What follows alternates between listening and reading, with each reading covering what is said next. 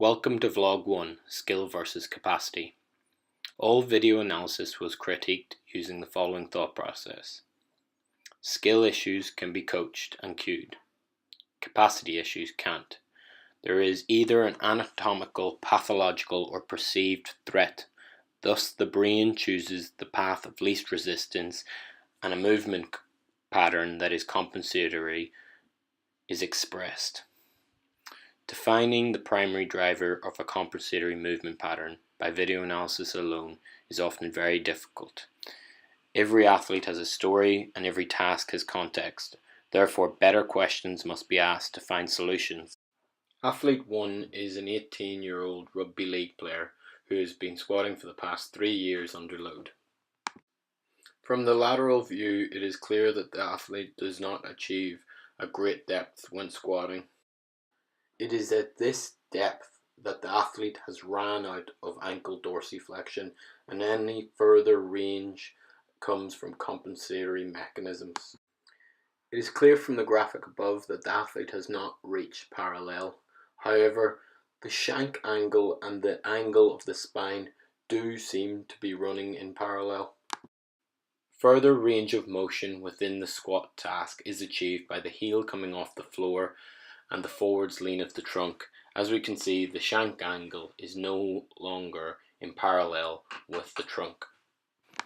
Putting it all together, the athlete's lack of capacity in ankle dorsiflexion and hip range of motion leads him to extend at his lumbar spine, increase his forward body lean in an attempt to keep his center of mass within his base of support and execute the task.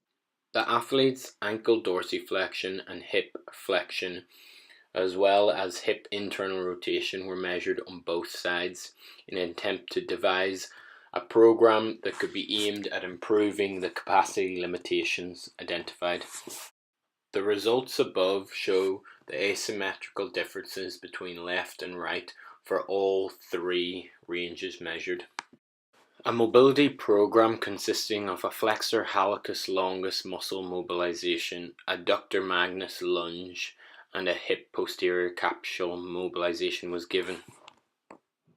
With an increase in all three tests' range of motion, it was important to see if this transferred into the squatting task. As we can see, a more symmetrical descent before a slight lateral shift towards the left. From the lateral frontal view, you can also see that there is a lot less forwards lean and the center of mass is maintained into the base of support a lot easier. In summary, athlete A had a problem that was consistent with a capacity issue at the ankle and at the hip, both lacking range of motion, specifically on the left side. When we ask a better question, we ask why this would be. The athlete previously had a syndesmosis injury that didn't rehab back to baseline over 2 years ago. Using the solution of a mobility program aimed at the left hip and ankle problems, we were able to change this within 3 days and gain a better squatting pattern. However, complexity of the problem, gaining mobility independent of stability, it is not clear whether this will be expressed as the athlete moves towards higher loads, such as greater than 70 kilograms. Athlete 2 is a 16-year-old rugby league player who has been squatting for the past year under load. As we can see from the graphic above, he gets a good depth in his squat, reaching almost parallel, while keeping his shin and trunk angle equal. As the athlete descends into the squat, his center of mass moves forwards in his base of support, therefore putting the weight onto his toes as the heels come off the floor. Athlete 2 has no obvious restrictions of range in either ankle dorsiflexion, hip flexion, or internal rotation. The slow motion clip allows us to see the disconnection between rib cage and pelvis as the athlete pushes out of the hole. The athlete shifts his chest and flares his elbows forwards to shift his weight more posteriorly in an attempt to recruit the posterior chain. This disconnection leads to increased lumbar lordosis In summary, athlete 2 had a skill issue. He didn't load the posterior chain on the descent phase of the squat, increasing lumbar lordosis as he ascended out of the bottom position. Why did he have this? He's a novice to the skill of squatting. Athlete may be finding the easiest way to execute the task without full knowledge of the skill. Solution: coaching and an exposure program. The intervention would be an exposure program for keeping a vertical trunk within the base of support. This would consist of coaching cues such as wait on the heels during the descent, stay connected as they push out of the hole. Other exercises where these cues can be reinforced, graded through slow loaded progressions would be pole squat, unloaded, goblet squat, gently as with a more vertical spinal column, front squat, and then we'd move back into our back squat. Finally, it is impossible to suggest that there is no strength deficit in the posterior chain and that the athlete has chosen to load the squat this way to avoid loading posterior chain due to weakness. Athlete 3 is an ex-rugby league player with a substantial injury history. A lack of dorsiflexion is noted in his setup as he can't get his knees over the bar. Compensation by external rotation is noted at the hip in an attempt to achieve a depth to begin the first pull due to the lack of dorsiflexion. However, this strategy results in slight flexion of the thoracic and lumbar spine as the athlete also lacks the hip flexion range of motion to get into this depth for the first pull. This lack of mobility, specifically on the left, can be seen again during the catch phase of the snatch. The athlete deviates to the right with greater knee flare on the left. An attempt to gain more range through pronation of the left foot is also seen, and the heel actually leaves contact with the floor. A lack of thoracic extension by the athlete means that during the catch phase, weight is shifted onto the feet rather than the heels.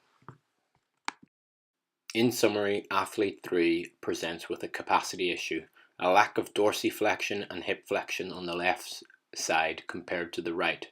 Range of motion restricts the execution of the skill. Asking a better question of why the athlete lacks these range of motions. The athlete has previously had 4 left-sided ankle ops, diagnosed with a left side labral tear, and has had bilateral shoulder ops. A possible solution would be a mobility program aimed at the ankle and hip. Intervention would look similar to that of athlete 1. However, the complexity really becomes, due to the history of the injury and the present pathology, is the current lack of mobility actually good protective tension of the articular surfaces? Will more mobility allow loading of damaged and painful articular surfaces? Athlete 4 is an experienced weightlifter who presents with good range of motion at the ankles and hips. As the athlete raises his hip up and back during the first pull, the trunk remains in an overly flexed position. It then plays catch up through the second pull, and by the time triple extension is executed, the trunk offers very little extension. As a consequence, the bar must move anteriorly away from the body. This manifests in excessive posterior translation of the barbell during the catch phase of the snatch.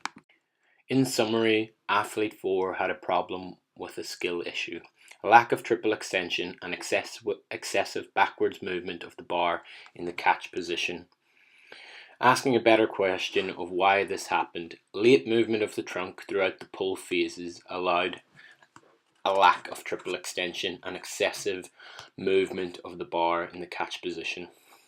To isolate the issue and find a solution, we would isolate the parts alongside coaching and cueing before reintegrating to the whole skill. Intervention might be a first pull cued to move trunk and hips together, a second pull overly exaggerating the triple extension at the finish position. The complexity in this intervention lies in the perceptual load on reintegration of the parts.